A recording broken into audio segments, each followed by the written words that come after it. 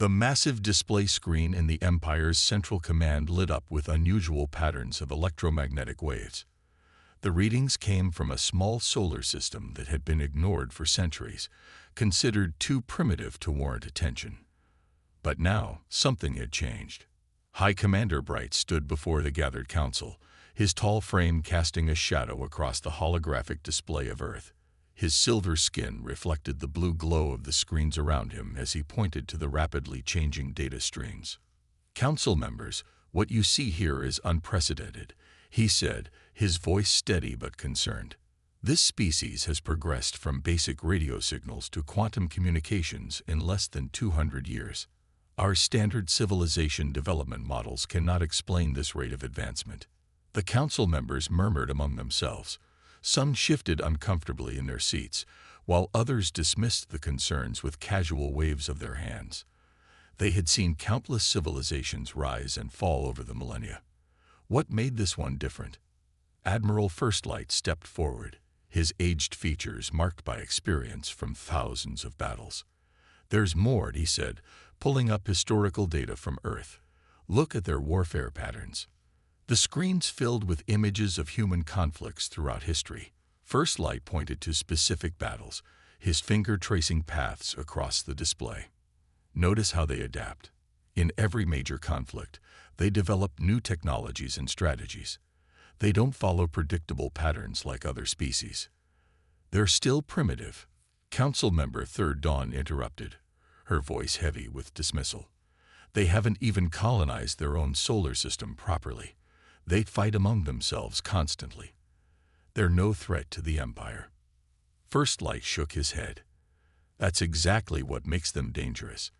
Most species we encounter develop technology slowly, perfect one system before moving to the next. Humans? They have over 50 different types of aircraft, hundreds of vehicle designs, and countless weapon variations. They don't wait for perfection. They adapt and improve constantly." The council chamber fell silent as Firstlight pulled up more data. In just the last 100 years, they went from basic flight to landing on their moon. From simple computers to artificial intelligence. From basic rockets to reusable space vessels. They're not following the normal development path we've seen in other civilizations. High Commander Bright nodded in agreement. "Our latest scans show they're experimenting with quantum entanglement communication. They're approaching the technology level that would classify them as a Level 3 civilization. We need to make a decision soon." "What do you suggest?" asked the head council member, leaning forward in his seat. Firstlight stepped closer to the main display, enlarging an image of Earth's military installations. "Standard protocol would be to initiate peaceful contact now, before they develop further. But," he paused, choosing his words carefully, "I recommend we be extremely cautious. Their military history shows something unique." The display shifted to show various human battle tactics throughout history. "They're the only species we've encountered that regularly uses deception in warfare. They create false targets, lay traps, and intentionally appear weaker than they are. Every other civilization we've met follows predictable battle patterns based on their evolutionary history. Humans invent new patterns constantly." Third Dawn stood up, her patience wearing thin. "You speak of primitives who still use chemical propulsion for most of their vehicles. Their weapons are based on simple projectiles and explosives. What possible threat could they pose to our energy weapons and gravity drives?" Firstlight's expression remained grave. "That's exactly the kind of thinking that makes them dangerous. We've grown comfortable with our technological superiority. But humans," he pulled up one final display showing their rate of advancement. "Humans don't stay primitive for long. And they learn from their enemies." The council chamber erupted in debate. Some supported immediate contact, others advocated for continued observation, and a few even suggested preventive measures. Through it all, Firstlight stood silently, watching the holographic Earth rotate slowly in the center of the room. He had seen that look in their eyes when he studied their battles, that dangerous combination of creativity and determination. If the Empire wasn't careful, they might learn firsthand why human warfare was so different from anything they'd encountered before. As the council argued, the latest scans continued to stream in, showing more technological advancements, more military exercises, more innovations that didn't fit any known development pattern. The humans were getting ready for something. The only question was, would the Empire be ready for them? The Empire's massive contact ships emerged from hyperspace near Mars, their silver hulls gleaming in the sunlight. Following standard protocol, they positioned themselves in a triangle formation, a universal sign of peaceful intentions used successfully with thousands of civilizations before. Captain Robert Miller of the Earth Defense Fleet stared at his control screen aboard the EDF Sentinel, his knuckles white as he gripped his chair. 3 unknown vessels, each larger than anything we've ever built, he reported to command. They're arranging themselves in what appears to be an attack formation. On Earth, military bases worldwide went to high alert. Humanity had prepared for this moment ever since they first looked at the stars. But no one expected first contact to happen with ships that could easily block out the sun. "Send the standard greeting package," ordered High Commander Bright from the Empire's lead ship. The transmission began. A complex series of mathematical equations and peaceful imagery that had worked perfectly with every other species. But humans saw something different. The powerful energy surge from the transmission triggered every military sensor on Earth and Mars. Within seconds, defense systems calculated that the energy output was strong enough to power a major weapon. "They're charging something big," Miller reported, his voice tense but controlled. "Permission to launch probe drones for better readings." "Permission granted," came the response from Earth Command. "But keep them at a safe distance." The small human drones approached the Empire ships, their sensors gathering data. On the Empire's flagship, automatic defense systems detected the incoming objects, analyzed their trajectory, and made a critical error. The drone's erratic movement pattern, designed specifically to be unpredictable, matched the Empire's classification for torpedo weapons. Without warning, the Empire's automated defense grid activated. Beams of pure energy lanced out, destroying all the drones in seconds. One beam sliced through the nearest human scout ship, cutting it in half before its crew could even react. Captain Miller watched in horror as the scout ship exploded, taking 50 crew members with it. "They just fired on us," he shouted, already initiating evasive maneuvers. This was never meant to be a peaceful contact. High Commander Bright stared in disbelief at his tactical display. "Shut down the defense grid," he ordered, but the damage was already done. Across Earth, military commanders watched the destruction of their ship, and humanity made its decision. All Earth Defense Fleet vessels, battle stations, the order went out worldwide. This is not a drill. I repeat, this is not a drill. First Light, who had been observing from a secondary vessel, quickly analyzed the situation. "High Commander, the humans are launching hundreds of small vessels. Their pattern suggests..." He never finished his sentence. The first wave of human fighters appeared, using Mars as cover. They were tiny compared to the Empire ships, but they moved in ways that defied standard combat logic. Instead of maintaining formation, each fighter flew differently, making it impossible for the Empire's targeting systems to predict their paths. "Impossible," Third Dawn whispered, watching from the command center. "Their ships are primitive, but their tactics, they're fighting like nothing we've ever seen." The human vessels split into smaller groups, attacking from multiple angles. When the Empire's energy weapons fired, they found only empty space. The humans had already moved, predicting the weapon's firing pattern after seeing it just once. "Their communication patterns make no sense," reported an Empire tactical officer. "Each group seems to be fighting independently, but somehow coordinating perfectly." First Light understood first. "They're not following a central battle plan," he explained. "Each group is adapting on its own, sharing information in real time. We've never seen this level of combat flexibility." The Empire ships, designed to fight large-scale battles against predictable enemies, struggled to track the swarms of smaller human vessels.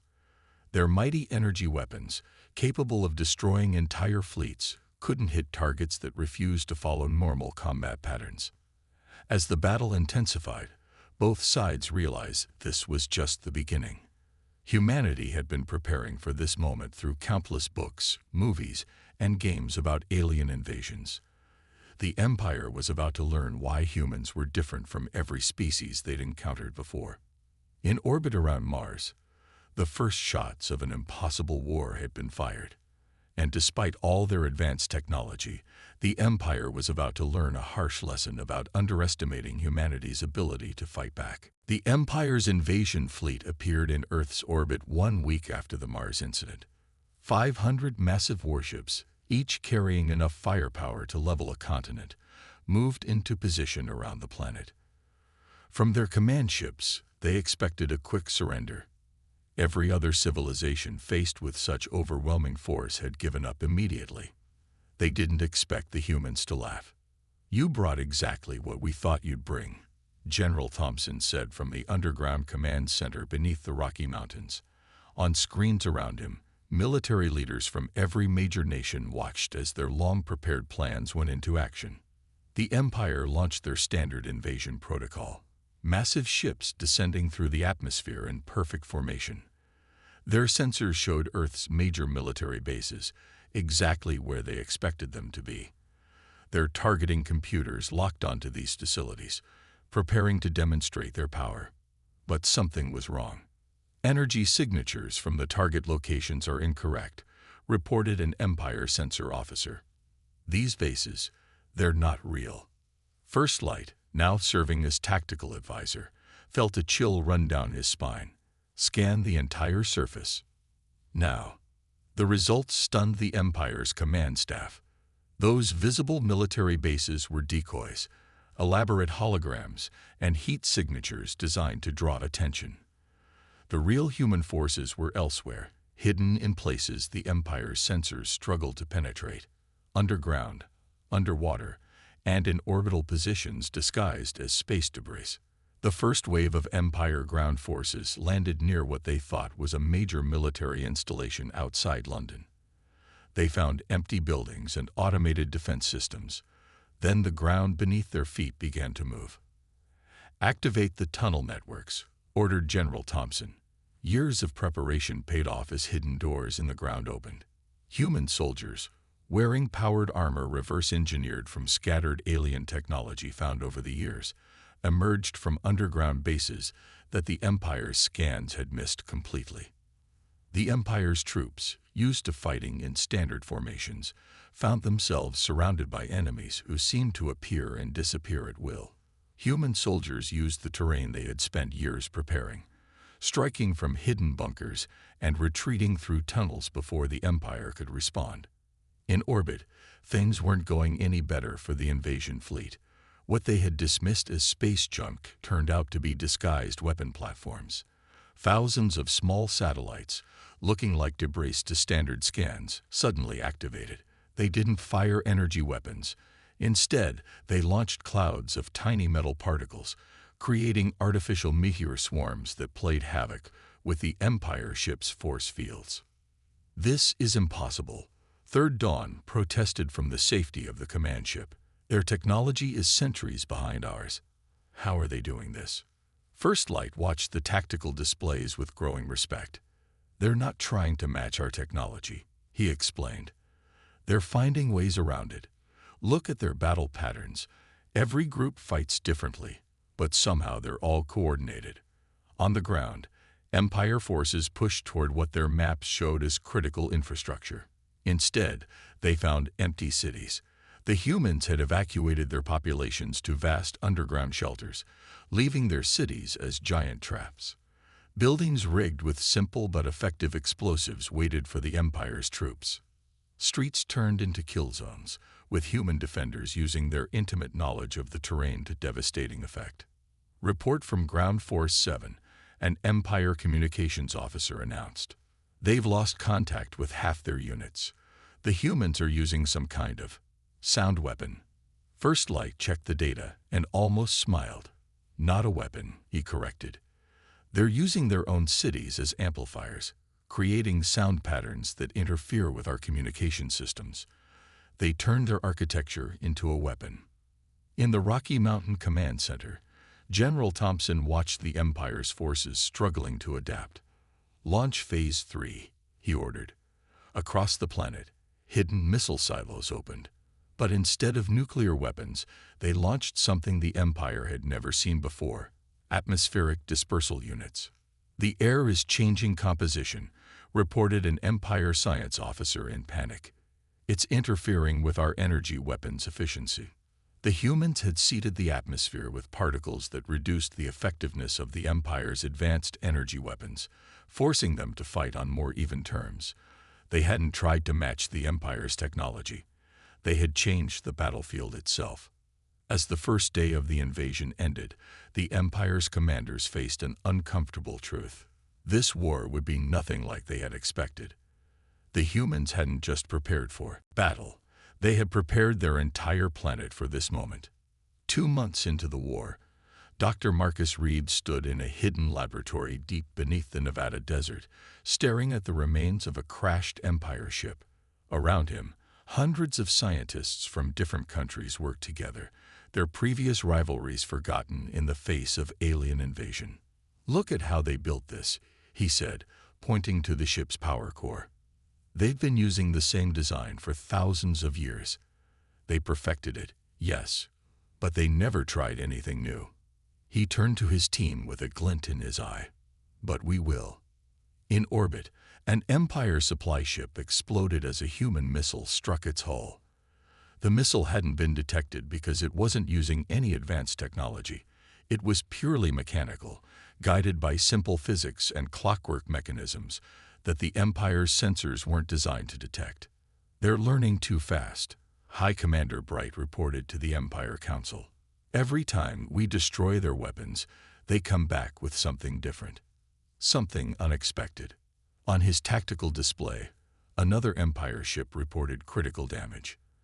The humans had started using their own satellites as weapons, deliberately crashing them into Empire vessels. The debris created chains of destruction that the Empire's ships struggled to avoid. In the laboratory, Dr. Reed's team made another breakthrough. "The Empire's force fields block energy weapons perfectly," he explained to the military observers. "But they never developed defenses against simple physical objects because no advanced civilization would use such primitive weapons." He demonstrated their latest invention, a gun that fired special bullets made from materials found in the Empire's own ships. When these bullets hit a force field, they didn't try to break through. Instead, they stuck to it, multiplied, and spread like a virus, drawing power from the field itself until it collapsed. "They're turning our own technology against us," First Light observed, watching recordings of the latest battles.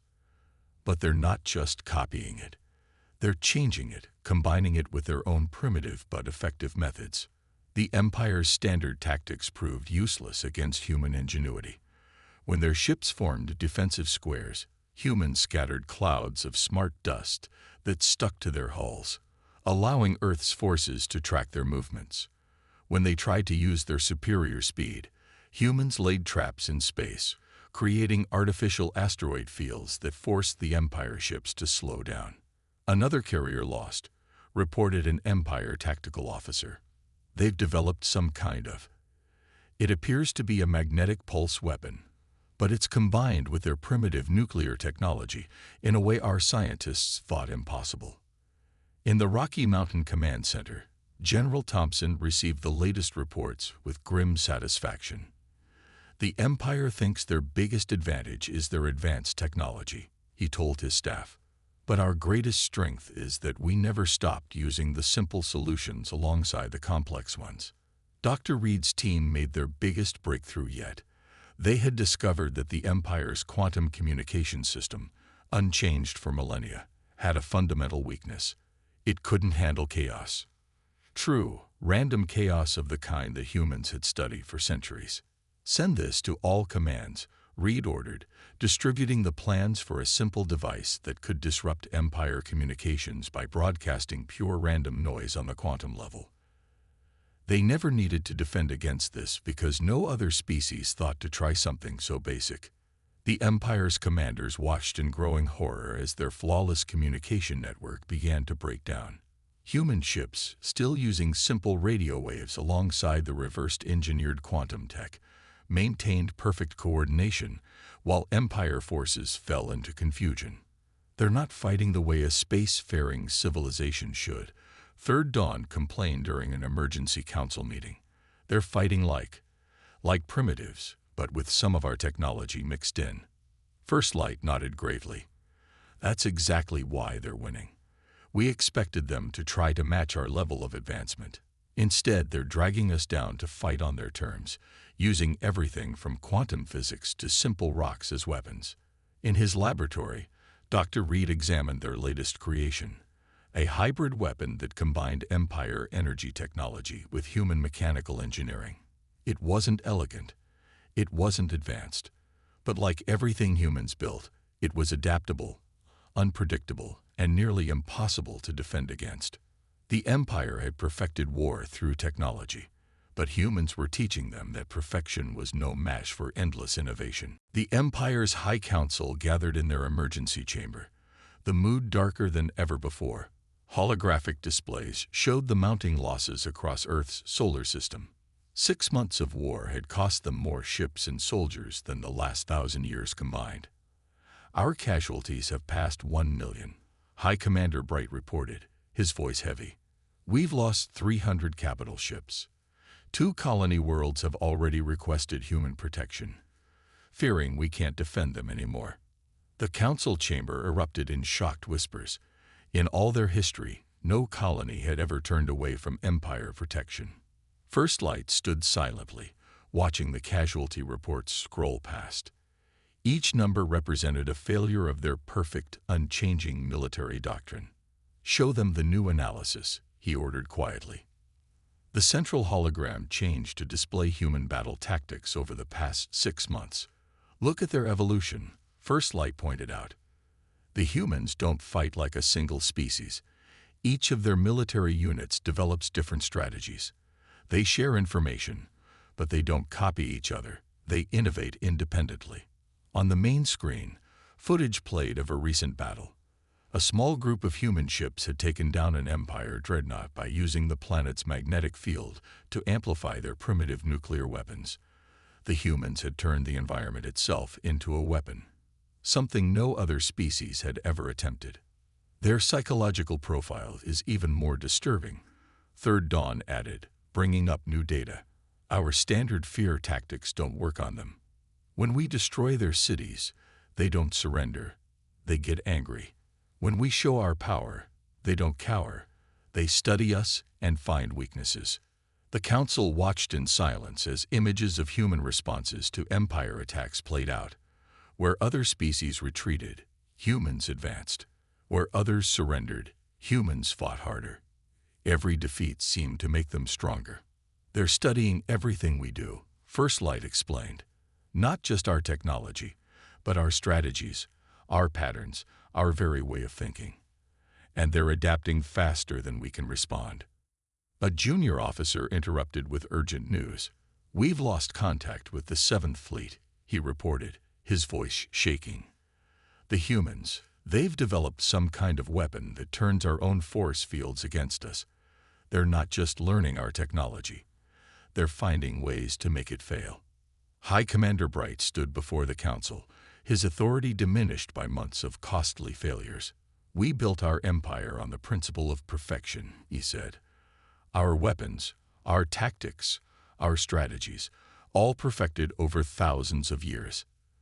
But the humans, he paused, struggling with the realization, the humans don't believe in perfection. They believe in constant change. First Light brought up a final display, a comparison of empire and human military development. The empire's line was straight, unchanging, perfect. The human line zigzagged wildly, full of failures and corrections, but always trending upward at an impossible rate. In 6 months, he said quietly, they've advanced more than most species do in a century.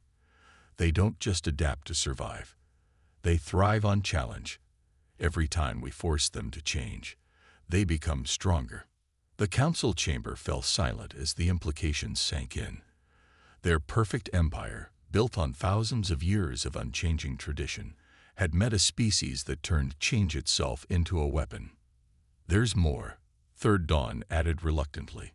Some of our younger officers are beginning to admire them. They're asking questions about why we don't adapt our tactics, why we don't try new approaches. The humans aren't just defeating our forces, they're challenging our very way of thinking. First Light watched the tactical displays, showing yet another Empire fleet struggling against human innovations. We thought we were testing them, he said, but they were testing us. And for the first time in our history, we're the ones failing the test. The Empire had always judged other species by their technology level, their military might, their cultural unity. But humans defied every standard.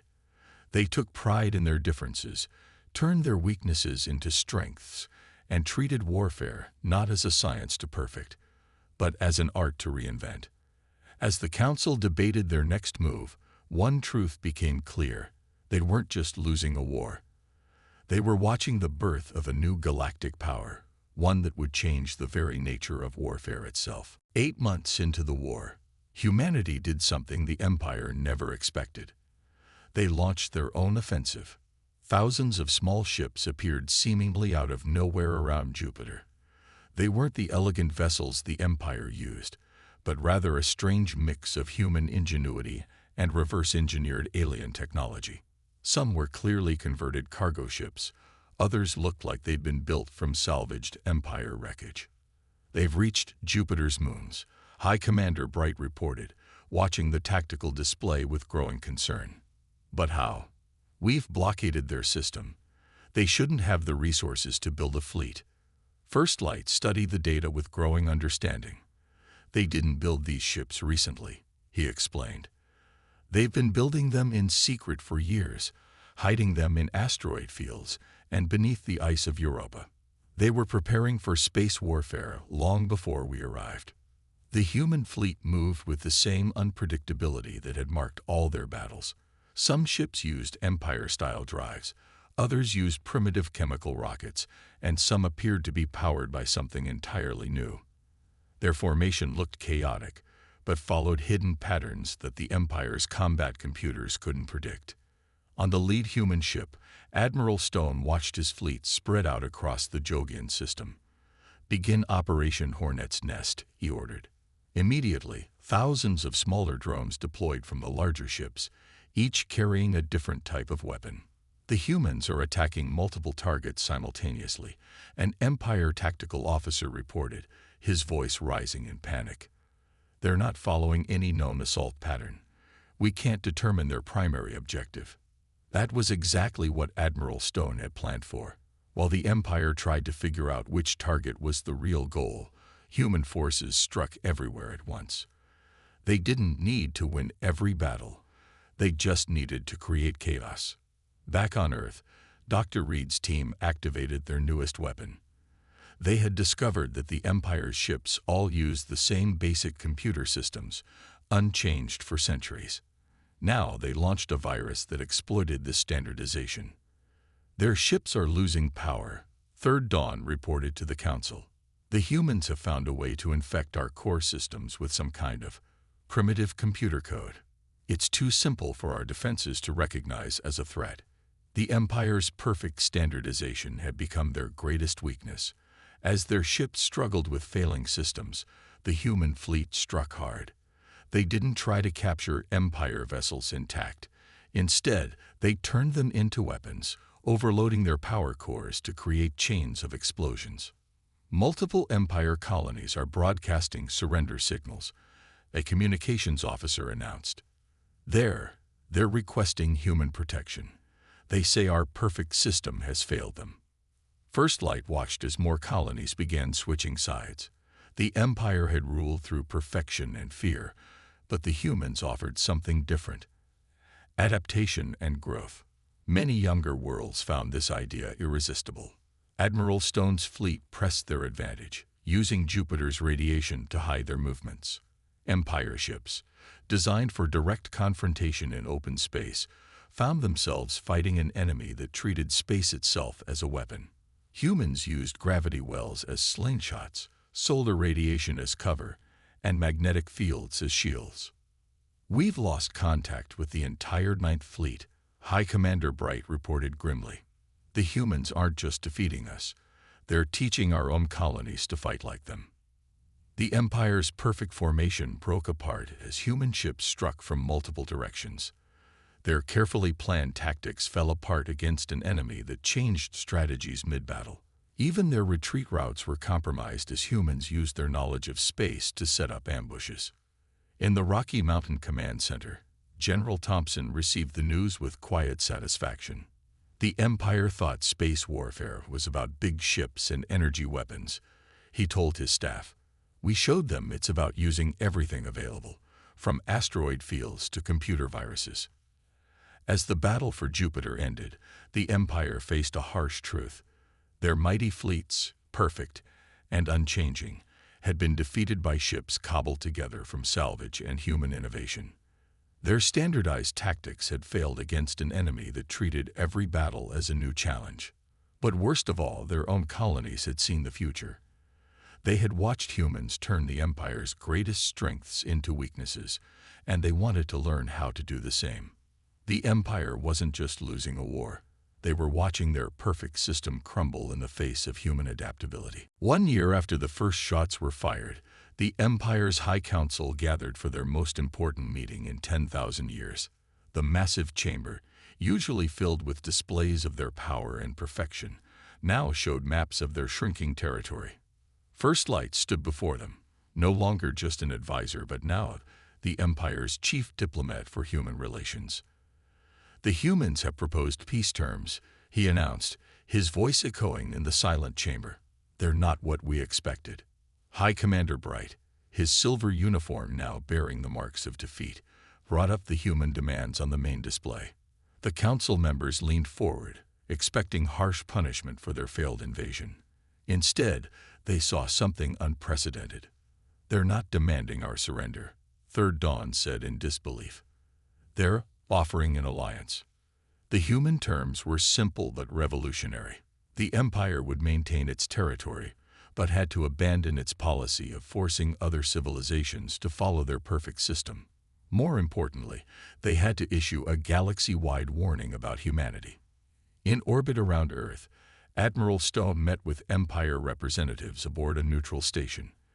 The station itself showed how much had changed.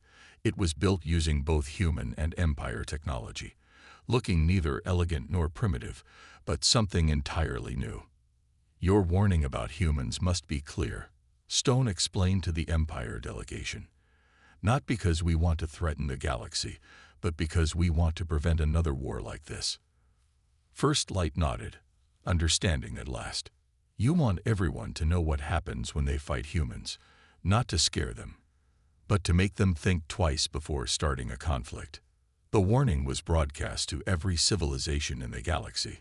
"To all spacefaring species, the Empire hereby acknowledges humanity as a sovereign power. Be warned, humans do not fight like any species you have encountered. They do not follow patterns. They do not seek perfection. They thrive on challenge and adapt faster than any known civilization.